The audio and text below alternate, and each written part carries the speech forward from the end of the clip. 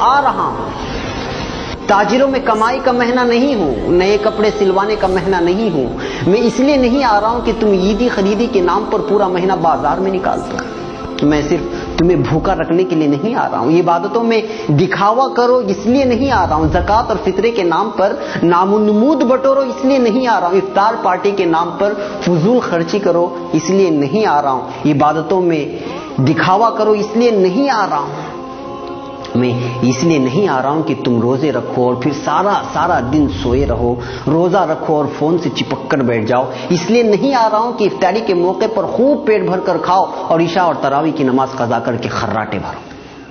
میں تو آتا ہوں اپنے رب کی رحمتوں, برکتوں اور مغفرتوں کی سوغات لے کر, مگر تم اس کو حاصل کرنے کے بجائے تجارت کے حساب و کتاب میں لگ جاتے ہو.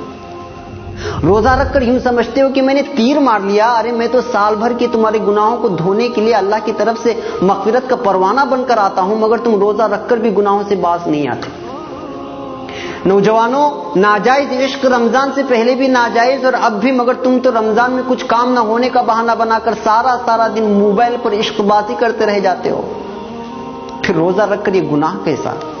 غلط ویڈیوز اور موسیقی سننا ہر وقت حرام, مگر یہاں تو روزے کی حالت میں یا تو سو کر یا پھر موبائل میں گزارا ہوتا ہے. میں اس لیے تو نہیں آیا.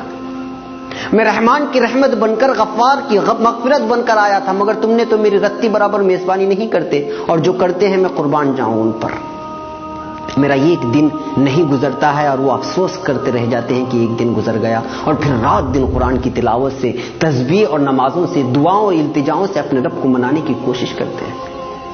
ہر پل وہ اپنے خالق سے اپنے گناہوں کی شکایت کرتے ہیں اور رحمتیں لوٹتے ہیں, برکتیں حاصل کرتے ہیں, مغفرت کے پروانے اپنے نام کر لیتے ہیں. میں آتا بھی اسی لیے ہوں, تم بھول مت جانا. میں جب تمہارے آنگن میں قدم رکھوں گا تو میرا ہر لمحہ ہزاروں لمحوں سے بہتر ہے, کیونکہ میں ایسا مہینہ جس میں ہر لمحہ اللہ کی رحمت برستی ہے. میں کبھی تم کو روزہ بن کر آواز دیتا ہوں, کبھی افطاری کی دعا بن کر, کبھی سحری سے تھوڑی دیر قبل اٹھ کے اپنے رب سے التجا کر کے اسے منانے کی درخواست کرتا ہوں, کبھی رحمت کے 10 دن دیتا ہوں تو کبھی مغفرت کے, اور کبھی جنت و جہنم کی خلاصی کے دعا کے لیے 10 دن تمہارے حوالے کرتا ہوں, مگر تم مانتے نہیں. ارے ہوش میں آؤ بھائی, میں آ رہا ہوں. کہاں کھو گئے ہو؟ 11 ماہ گناہوں کے دلدل میں ڈوبے رہنے کے بعد اپنے گناہوں کو بخشوانے کے لیے میرے رب نے تم تک بھیجا, تو تم روزے کے نام پر خالی پیٹ رہ کر وہی جھوٹ کے انبار, غیبت کے بازار, بات پر تکرار, عید خرید کے نام پر بیوی سے انبن, پڑوسی سے لا تعلقی. ارے ہوش میں آؤ, اگر میں چلا گیا تو موقع ہاتھ سے چلا جائے گا, اور لوٹنے کے لیے 11 مہینے لگ جائیں گے, اور زندگی کا کوئی بھروسہ بھی نہیں کہ اگلے رمضان تک تمہاری سانس چلے کہ نہ چلے. پاگل نہ بن, تیاری کر میری میزبانی کی اور میری مہمانی کی. دل سے کر, خلوص سے کر, دکھاوا میرے رب کو منظور نہیں. جو بھی کر تنہائی میں اٹھ کر اللہ سے التجا کرتے ہوئے کر, ابھی سے مانگنا شروع کر, کیونکہ نیک اعمال کا کرنا بھی اللہ کی توفیق سے ہوتا ہے. میری میزبانی کا مطلب یہ نہیں کہ گھر میں کھجور اور افطاری اور سحری کا راشن جمع کر لے. میری میزبانی کا مطلب ہے نماز, تراویح, تلاوت قرآن, گناہوں سے اجتناب, جھوٹ, غیبت, فحاشی, ناجائز عشق بازی اور بازاروں کی زینت بننے سے خود بھی بچنا اور گھر کی خواتین کو بھی اس سے باز رکھنا. میری میزبانی ایسی کر کے تیرا رب تجھ سے راضی ہو جائے, اور جب رب ہی راضی ہو جائے تو اس دنیا سے کیا مطلب جو ایک دھوکے کا گھر ہے. جی ہاں, دھوکے کا گھر. اور ہاں, میری راتوں کو یوں ہی غفلت میں سو کر برباد مت کرنا.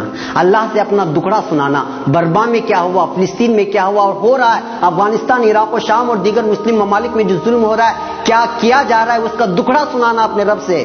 بیتے سالوں میں اپنوں اور غیروں نے ہم سے جو برتاؤ کیا اس کی شکایت کرنا اپنے رب سے. وہ سن. شکران یا ربی شکران, هدیت قلبی شکران, نورت دربی شکران. شکران یا رب, شکران یا ربی شکران, هدیت قلبی.